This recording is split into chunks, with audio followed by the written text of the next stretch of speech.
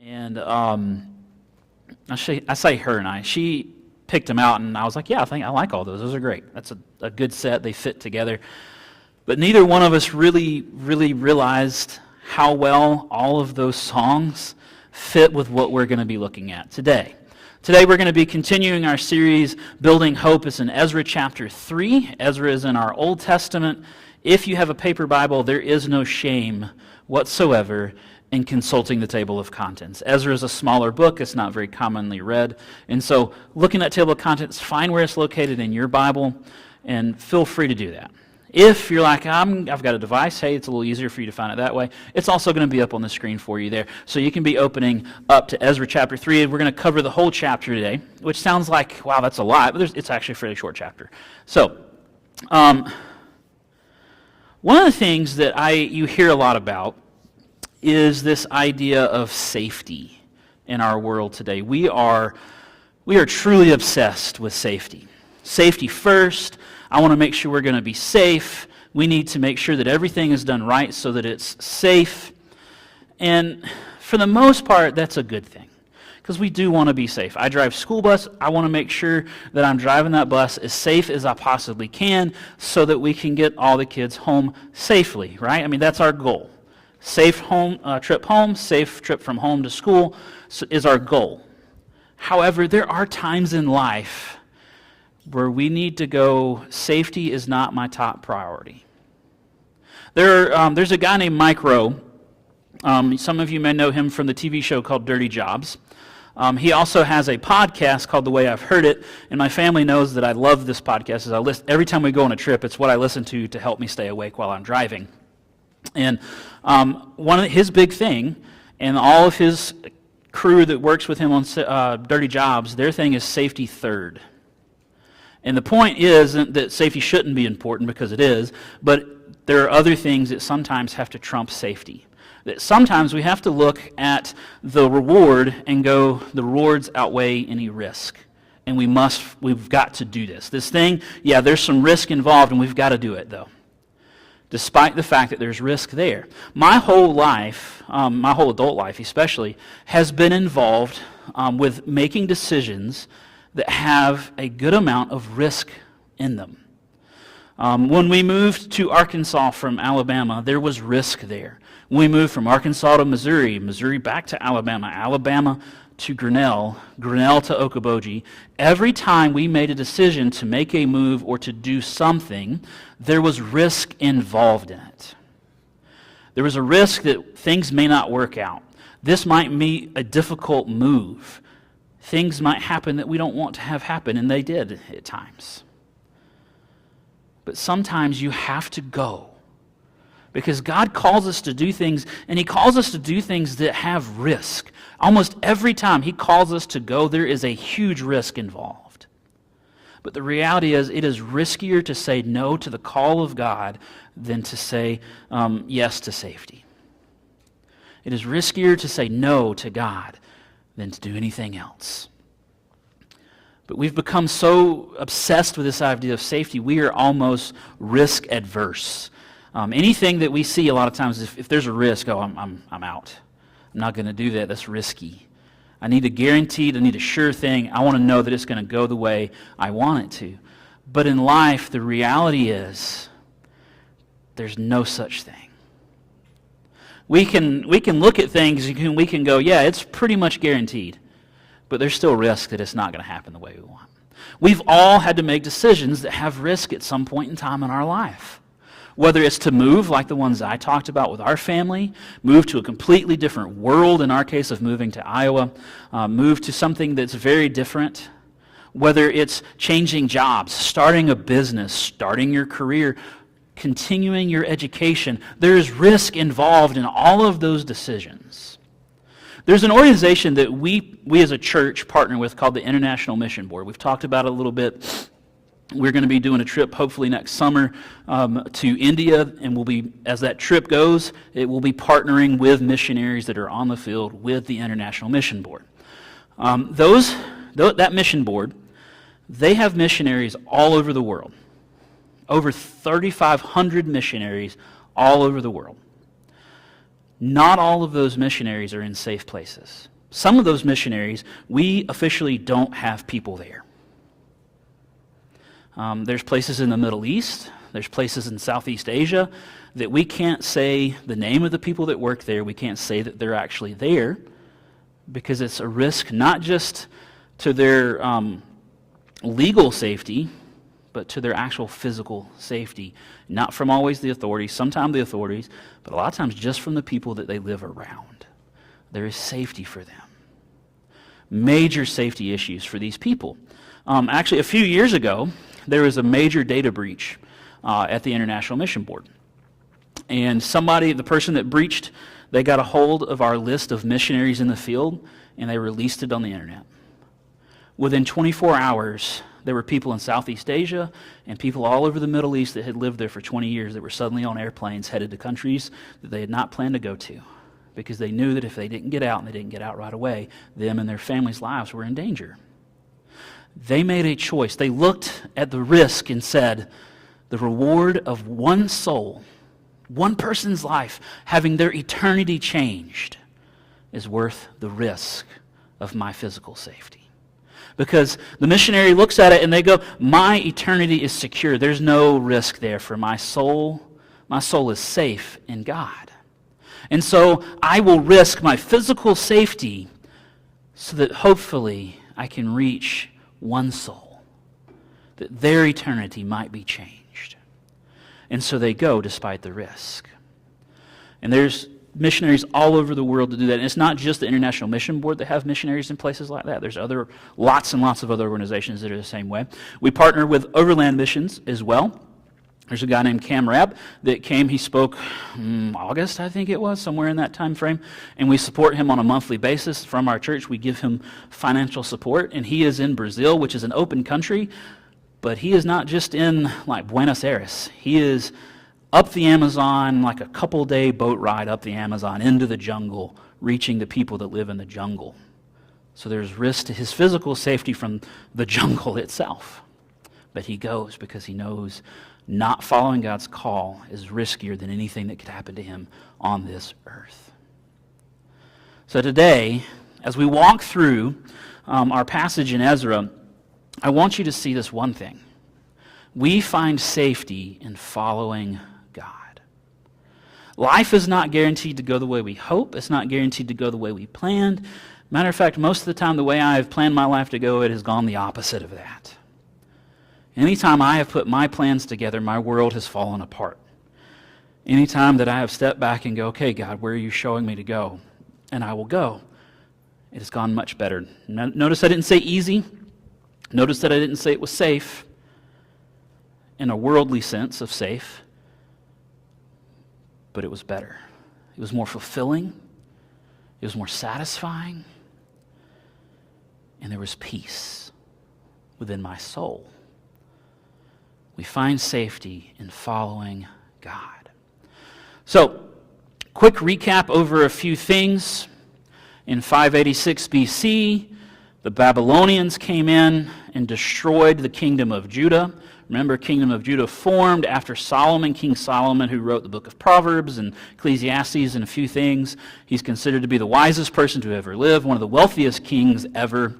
He was the wealthiest king and most powerful king Israel had. He dies. There's some disagreement about who should take over the kingdom. His second in command's like, it's mine. His son says, it's mine. He was my dad, which typically that's how it would go. So there was a little bit of a disagreement. The country split in two. The northern kingdom was called Israel. The southern kingdom was called Judah. A couple hundred years before Judah fell, Israel fell. Assyrians came in, and the Babylonians came in and were ruling Israel. And then 586, Babylon just finished off Israel. They took over all of Judah and completely destroyed Jerusalem. Leveled the temple. Solomon built this temple. It was supposed to be one of the most beautiful things ever constructed in the ancient world. And they leveled it. Took everything out of it. There's gold. The Ark of the Covenant, which was one of the main fixtures in the temple, covered in complete gold, gone, lost forever. And the Babylonians took this, and then they're like, okay, now that we've destroyed all your stuff, we're going to take your religious leaders, your government leaders, and some of your brightest people, your artisans and your craftspeople, and we're going to take you out of your kingdom and we're going to bring you to ours. And so they moved them from Israel or Judah all the way up to Babylon, which is the modern-day Iran area, and Iraq and whatnot. And so they exiled them for 70 years. Jeremiah makes a prediction, 70 years these people are going to be exiled, and then God will have the Babylonians conquered, and that king will allow you to return. 70 years exactly happens. Cyrus rises up, takes over Persis, which becomes the kingdom of Persia, then becomes the Persian Empire because he conquers Babylon and much of the known world after that. And as part of that, he has a different view on things. Rather than ruling by exile and fear and intimidation, he's like, hey, I'm going to try this weird thing called goodwill. I'm going to let you go back to the places you're from, to where your family was born, to where they had settled, and rebuild your houses of worship. And specifically, he looks at the Israelites and says, the God of heaven, I want you to go back and rebuild his temple in Jerusalem. And assigning God of heaven doesn't mean that he followed God. It's him acknowledging that their God was actually more powerful than anything else he'd ever seen. So that's where that's what's going on, right? That's the quick history recap of the climate, the political stuff, and all these things that's going on for the people of Israel at this time. Where we're picking up in chapter 3 is they've all returned, all the ones that wanted to and all the ones that survived, have returned back to their homeland, and they've settled in Jerusalem and in surrounding communities. Okay, so they've resettled where they were before, and they're kind of trying to pick up their lives where their parents had left off, because most of these people that are coming back were born in exile, and now they've come back to try and pick up where their parents left off at. So that's where we're at. All right, so Ezra chapter 3, verse 1, this is what we find happening there. When the 7th month arrived and the Israelites were in their towns, the people gathered as one. Keep that in mind, as one in Jerusalem. Jeshua, son of Jozadak, and his brothers, the priests, along with Zerubbabel, son of Shealtiel, and his brothers began to build the altar of Israel's God in order to offer burnt offerings on it, as it is written in the law of Moses, the man of God. They set up the altar on its foundation, offered burnt offerings for the morning and evening on it to the Lord, even though they feared the surrounding peoples. They celebrated the festival of shelters as prescribed and offered burnt offerings each day based on the number specified by the ordinance for each festival day. After that, they offered the regular burnt offering and the offerings for the beginning of each month and for all the Lord's appointed holy occasions. They're trying to catch up, as well as the freewill offerings brought to the Lord. On the first day of the 7th month, they began to offer burnt offerings to the Lord, even though the foundation of the Lord's temple had not yet been laid. They gave money to the stonecutters and artisans and gave food, drink, and oil to the people of Sidon and Tyre, so they would bring cedar wood from Lebanon to Joppa by sea, according to the authorization given them by King Cyrus of Persia. So they've been in the land for about 7 months is what we can kind of gather from this passage. At least 7 months. And what they've done is they've come in, they've established their communities, they've built their houses, they've settled in, and now they've reached a time of the year where they've got a festival that they're supposed to follow through with. They've skipped a couple already, but now they've reached one that they want to get back into the rhythm of Jewish life. So there's lots of festivals, lots of meals, lots of sacrifices to offer at this point in time. And they're like, we need to reestablish temple worship.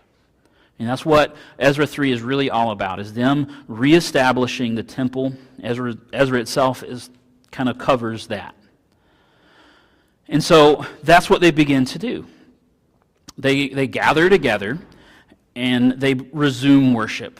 The first thing they do is they build an altar so that they can offer these sacrifices. But one of the things that stands out is Ezra chapter 3, verse 2. The thing that stands out to me is that it says, Moses, the man of God. Moses, the man of God. It's an acknowledgement that Moses didn't just write these laws down of his own accord, that he wrote them down under the direct influence of the Holy Spirit, under the direction of God. And so they're acknowledging that reality, that he wasn't just some guy, that he was a guy called by God to lead the people of Israel and to write down their laws that they were to follow, which is part of why they're having to rebuild everything. It's because they looked at these laws and they said, we're good. At some point in time throughout their history, it was a constant problem, but especially at this point in time, they looked at the laws of God and said, we're going to do our own thing. They looked at this idea of safety, and they became concerned with it. And rather than looking to God for their safety and for their direction, they began to look to the surrounding kingdoms for protection. They began to look to the people that were their enemies, actually, to try and form alliances. They began to look to themselves, hoping that maybe, just maybe, things would work the way they wanted them to. And ultimately, that is what led to their exile. But what we see taking place here is that they are like, hey, we are not going to do what our ancestors have done. At least not at the moment. We are going to reestablish worship, and we're going to put the thing that is the most important first. We're going to begin here and stay there. And so they begin to rebuild the altar, and they do it according to the things that are laid out by Moses. Then verse 3, they set up the altar on its foundations and offered burnt offerings for the morning and evening to the Lord. And this is the part I want to focus on for a moment. Even though they feared the surrounding peoples. You got to remember, they've been gone for 70 years. They didn't just get exiled and their stuff stay empty. They were exiled, and then Babylon would have done the same thing. They would have found another kingdom and been like, hey, we've got this place here that's empty. Let's move people there. So for 70 years, Babylon moved people in, and they've settled in. Or people moved in of their own accord, and they settled there. And now all of a sudden, you've got these people that you don't know, that you've never seen, coming back and going, hey, this is mine. This was taken from me. I want it back. So they're not exactly excited about the Israelites' return. Nobody's ever really been excited that Israel existed, especially, but now they definitely don't. And so the Israelites have come back, but there's a fear there. The other thing that's interesting about this passage is that at the very beginning of it, they all gathered. So every Israelite that had returned gathers in Jerusalem. We can estimate around 50,000 at least from the numbers that are given in chapter 1. We can guess for around 50,000, maybe more, gathered in Jerusalem for worship. But they didn't have the options that we have today. They couldn't call the local police and go, hey, I'm going to be out of town for a few days. Can you keep an eye on my house? They didn't have neighbors that wanted them there, so they couldn't be like, hey, can you keep an eye on my stuff? Because they'd probably be like, yeah, I'll be happy to keep an eye on your stuff. So when they left, they couldn't set an alarm. They couldn't lock their doors. So they left it trusting that God was going to take care of it. Because to them, it was more important to go and worship God as He commanded them than to worry about their stuff. And so they left everything that they had been working on and went and worshiped in Jerusalem. They left their houses at risk of them being burgled or destroyed or both. They could have returned and once again had to start over. Because remember, the people that surrounded them didn't really like them being there. And we'll find out more about that as we go through the book of Ezra, actually. So they do that, and they go anyway. They're not concerned about the safety of their stuff. And they get there, and they build this altar, and they begin to offer sacrifices, even though they feared the people around them. Because now they're all gathered in one spot. If a people wants to attack them, Now's the time to do it. You've got them all in one place. They're also not very established because they've just gotten back. They don't have an army. Their soldiers were all killed or conscripted into the Persian army. And they have no way of protecting themselves. So if you want to destroy the Israelites, now's your shot. They're all in one place, and they have no way to defend themselves. And they're in a city that was leveled. Back then, the number one defense you had as a city was the walls that you built around it. The walls of Jerusalem were once grand. And at this point in time, they don't exist anymore. So there's no defense either. They're just open. And they said, we're going to worship anyway. No matter what may come, we are going to follow what our God has called us to do. We find safety in following God. That is what they're looking at right now. This other thing that's mentioned that I feel like we should kind of talk about, we don't want to glance over it because it's significant to Israel, is this festival of shelters or festival of booths or festival of tabernacles. It has different names depending on what translation you're looking at, but it's all kind of the same idea. It was a celebration of the time that of the Exodus from Egypt. So when they left Egypt, they lived in tents until they got to the Promised Land and began to build their homes. So the Festival of Shelters is a remembrance of the time Israel was able to leave Egypt and begin their journey. And so they would get together, and there was sacrifices that they were told to offer each day, a different type, different way, different whatever. And that's what the Festival of Shelters was. And it's one of the three festivals that there is called a pilgrimage festival. So they are to all return to Jerusalem for this time. And they are to celebrate it. They have three throughout the year that this is supposed to happen, and this is one of those. So that's also a reason they all gathered up in Jerusalem for this festival. And so that's kind of what's going on here. And they're offering the sacrifices that have been prescribed. Then verse 8. This is what we see there. In the second month of the second year after they arrived, so now we're fast forwarding a little bit. After they arrived at God's house in Jerusalem, Zerubbabel, son of Shealtiel, Yeshua, son of Jehozadak, and the rest of their brothers, including the priests, the Levites, and all that had returned to Jerusalem from captivity, began to build. They appointed the Levites who were 20 years old or more to supervise the work of the Lord's house.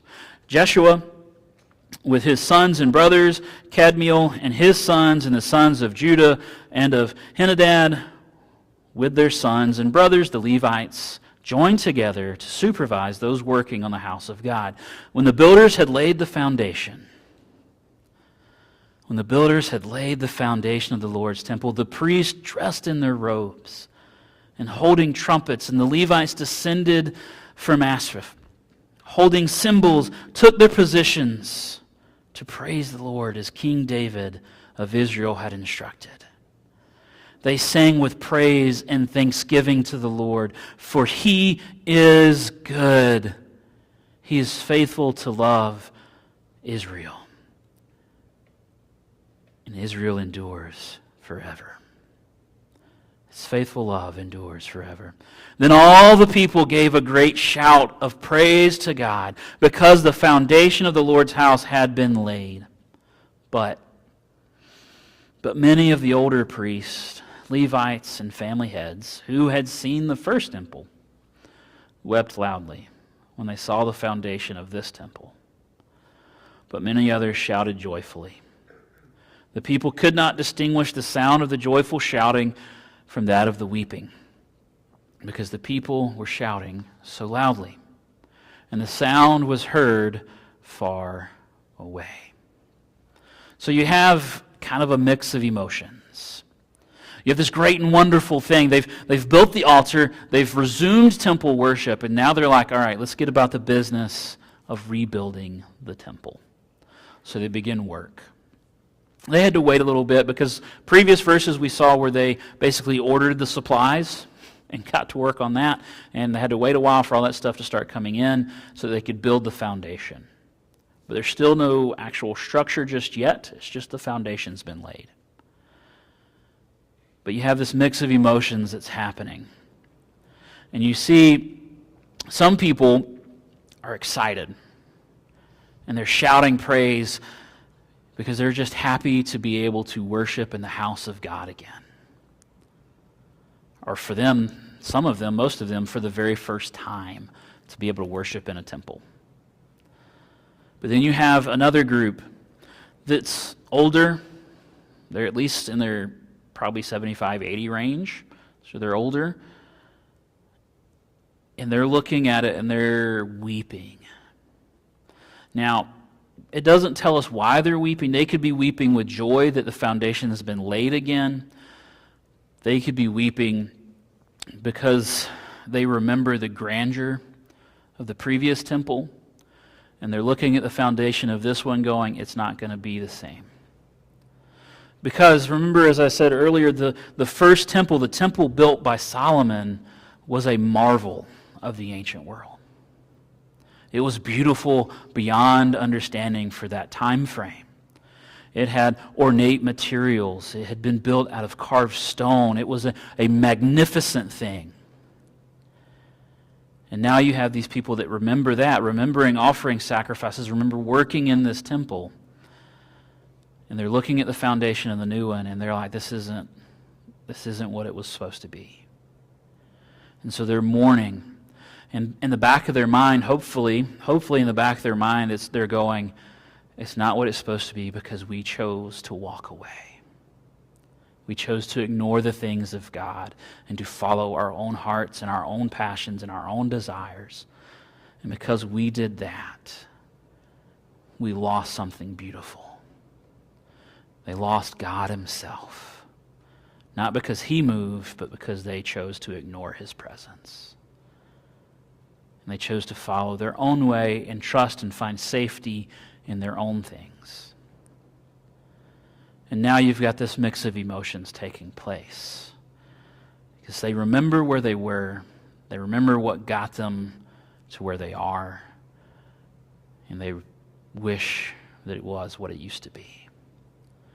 But then you have these other folks that are like, we were born in exile. We never saw the first temple. We were just excited to be able to worship our God in the way that he prescribed for us to do it. So you have this excitement going on. And then in verse 11, let's look back at that really quick. They sang with praise and thanksgiving to the Lord, for he is good. His faithful love to Israel endures forever.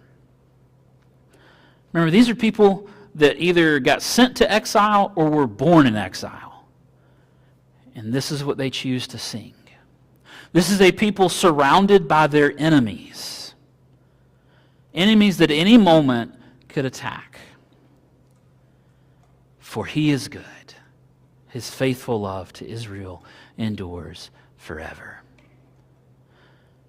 Despite everything that was going on, despite the hardships that they had gone through, despite the uncertainty that they experienced in the moment, they looked past all of that and they realized an important truth. A truth that helps get us through life, if we're honest. That God is good. And that his love endures forever. Now, it says Israel here.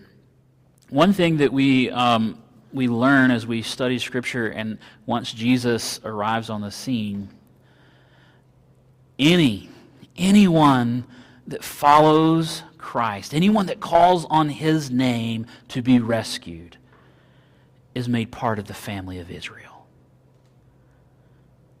So when it says his faithful love to Israel endures forever, that includes modern day Gentiles.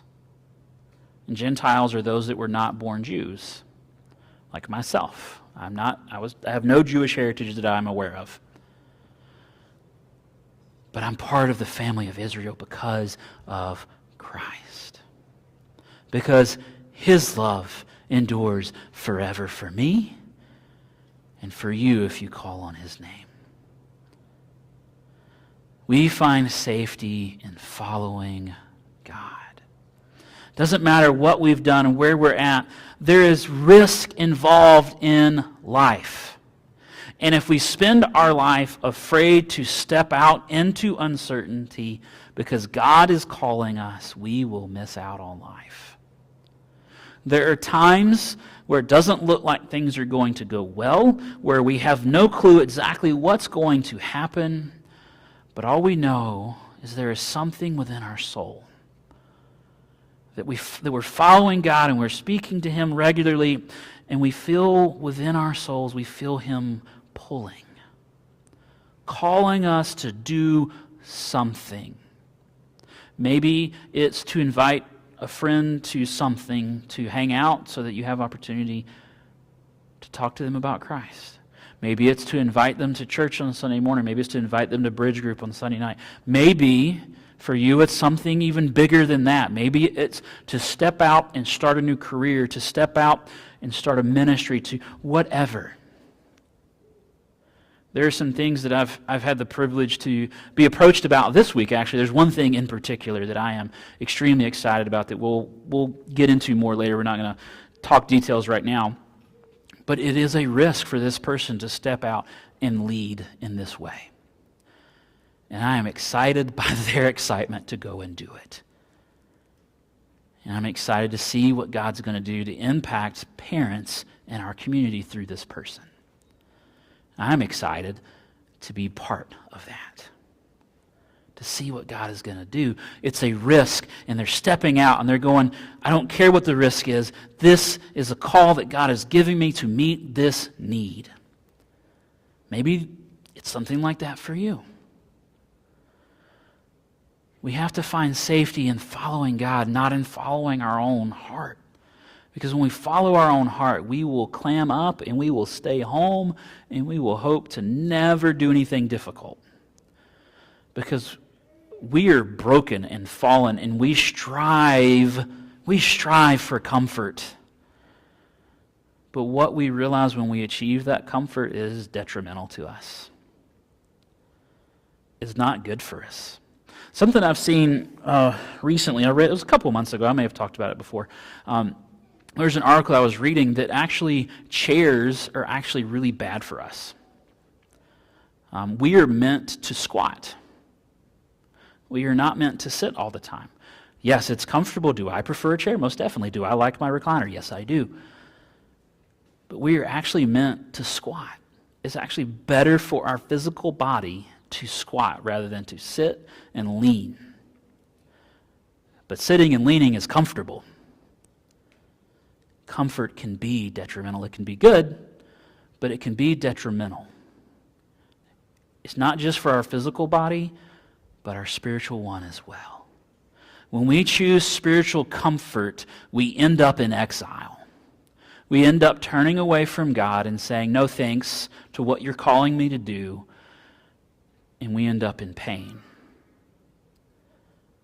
However, if we find safety in following God, if we find safety in following Him, things look very different. I've got our challenge today. Our challenge for this morning is this question.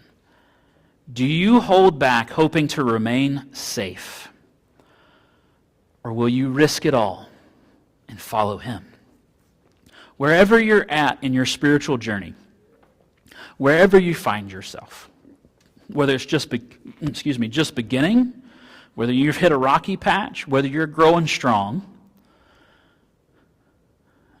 will you risk it all and follow Him to where He's calling you to go? This morning, I already talked about how the song selection that Annie and I had picked out was right on for the message.